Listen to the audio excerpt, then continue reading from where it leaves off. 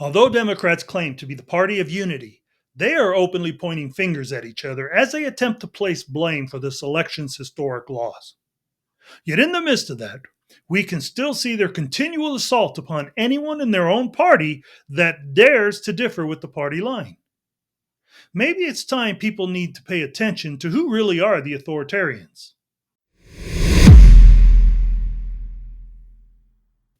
One of the more interesting results of this recent election is how much is being exposed concerning the lies and disinformation the Democratic Party has engaged in throughout the Kamala Harris campaign.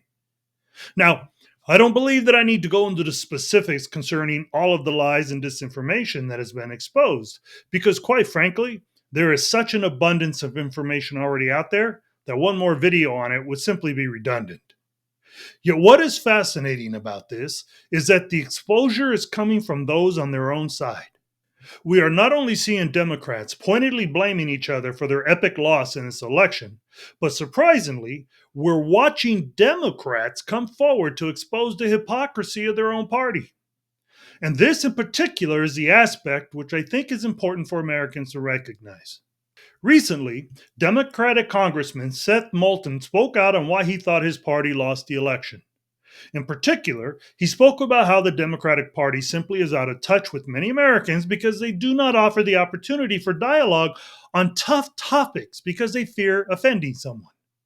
Now, as a father of two daughters, he used the example of trans participation in women's sports as one of those issues Democrats are afraid of.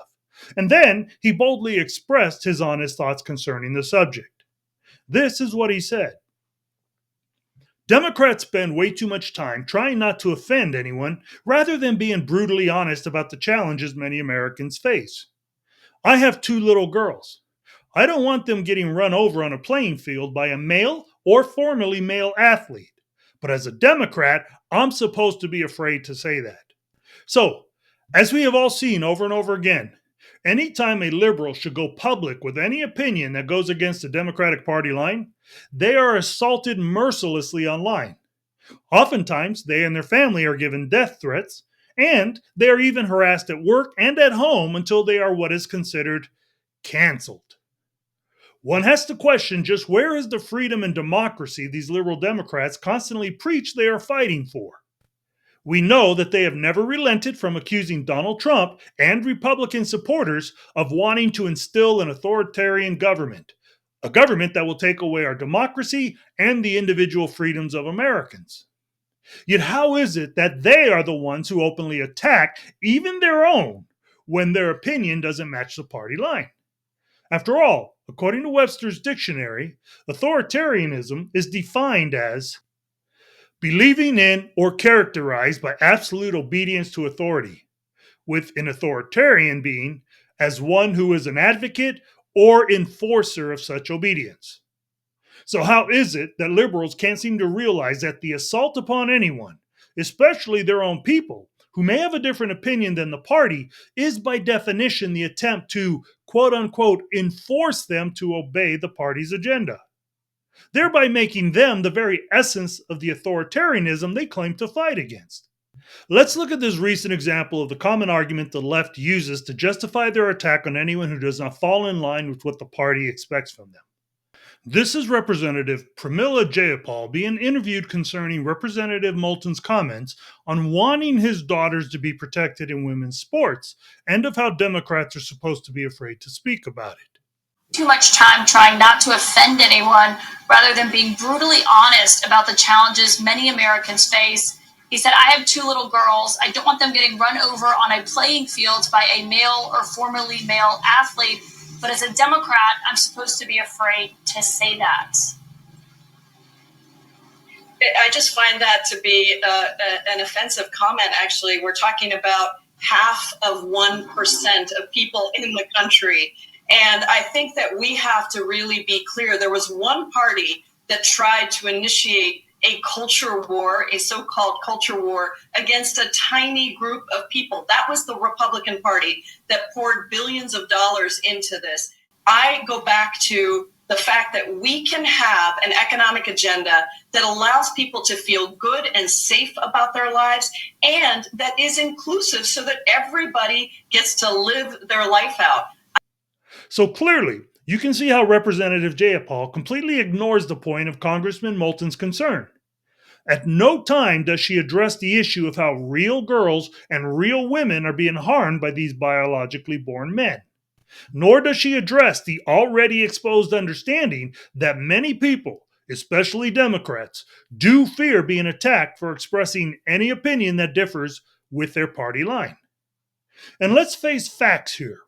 We have all heard the horror stories of people from the common American to Hollywood actors and even authors like J.K. Rowling speak about this fear and the actual attacks they endure from simply expressing their own opinions. What this Congresswoman does do, though, is what liberals like her always do when confronted by the truth. She sidesteps the issue by immediately claiming that it is the Republicans who are the ones that have initiated a culture war on this very small group of people.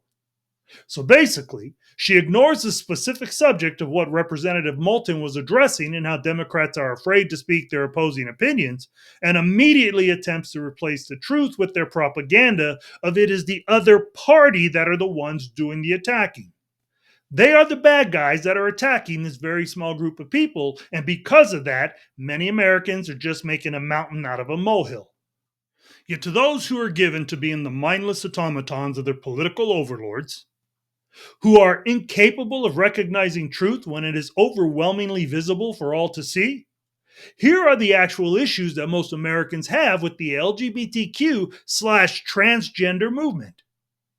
First, proven scientific fact cannot simply be rewritten just so you can promote your ideology. Real girls and real women are being hurt in sport because of trans participation, sometimes seriously. Real girls and real women who have worked and trained very hard for the opportunity to reach the highest levels of achievement in sports are having those achievements stolen from them. Secondly, this less than 0.5% has somehow gotten much of our current government to allow them to attempt to influence within our public schools as many of our children as they can to become transgender. They have been empowered to have graphically explicit materials placed in public schools. Some material that has had, in some instances, instructions as to how these children can get onto adult LGBTQ sites to have sexual encounters with grown men. They have been empowered to get away with doing things that are illegal. For example, they are allowed to walk naked in front of children during LGBTQ parades in certain cities. And just in case you aren't aware, exposing yourself publicly is still a crime in this country. But just not for this 0.5% group of people, right? Because if anyone else outside of this small group paraded themselves like that in front of children, they would be arrested and put in jail. They have overtaken studios like Disney to promote their LGBTQ agenda to our children through every movie and theme park they know kids love. They have gotten businesses to be blackmailed by financial companies like BlackRock so they would be forced into compliance with promoting their cause, or else they would lose much needed financing. It is things like that which is the issue many Americans want corrected, because to be brutally honest about this, most Americans don't care if you want to take a feminine hygiene product and shove it up wherever you may want to in your own body. You do you. What we do care about is fairness and protection for women in sport, and in the protection of our children from those who purposely attempt to influence them within their own personal ideology. All we want is for you and your big backers like BlackRock and Disney to stop trying to force it onto our children. These things simply are not an unfair thing to ask for. Yet still, people like this Democratic congressman and so many others who stand up for women in sport or for their children are attacked by the left because they don't follow what the party expects of them. So, if you on the left are those who are doing all the shouting about the danger of having fascists and authoritarians in this country, shouldn't you make sure that you are not the ones who are acting like them? Because the reality is, when it comes to showing hate or authoritarianism, no party assaults or attacks people who do not agree with their party line more than the liberal Democrats. So those are my thoughts. Feel free to leave your thoughts in the comments. And while you do that, please don't forget to punch that like button, share the video with others, and make sure to hit that notification bell so you'll never miss a new video.